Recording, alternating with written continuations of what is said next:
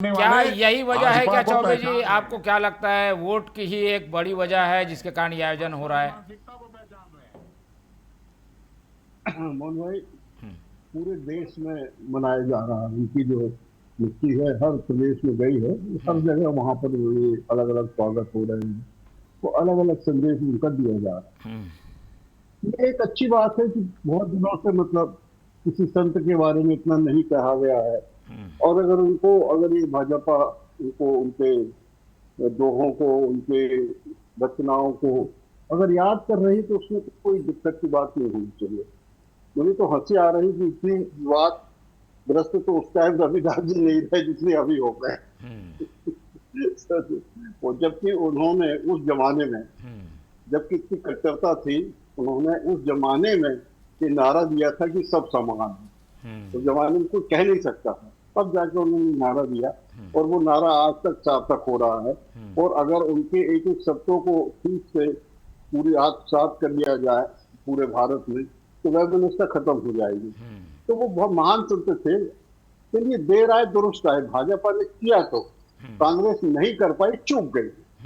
यही एक अंतर है। कांग्रेस भी कर सकती थी, उनके तो 70 साल थे। तो कांग्रेस भी उसमें दास जो भी संत होते हैं वो किसी एक समुदाय एक पार्टी के नहीं होते, वो पूरी सृष्टि के होते हैं और उनके संदेश भी सबके लिए बराबर है। ऐसा नहीं कि कांग्रेस की अलग संदेश देंगे, भाजपा के लिए अलग संदेश देंगे, उनके संदेश एक से रहते हैं। और मैक्सिमम संतों का संदेश है कि प्यार से रहो, एक साथ जियो। इसके अलावा तीसरा कोई संदेश है नहीं किसी संत का। तो अगर भाजपा उनका यहाँ पर महिमा मंडित कह रही है, तो कांग्रेस नहीं कह रही महिमा मंडित अगर कर रही तो उसमें दिक्कत क्या है? हमको भी पढ़ाए जाते थे इनके दोहे, हमको तो याद है, मतलब उसमें हिंदी की उसमें लिखे रहते थे इनके दोहे, कुछ दोहे इनके याद भी हैं। तो बहुत महान संतों के बारे में अगर इस प्रति जागृत की जा रही है तो किसी को कोई ऑब्जेक्शन नहीं होना चाहिए।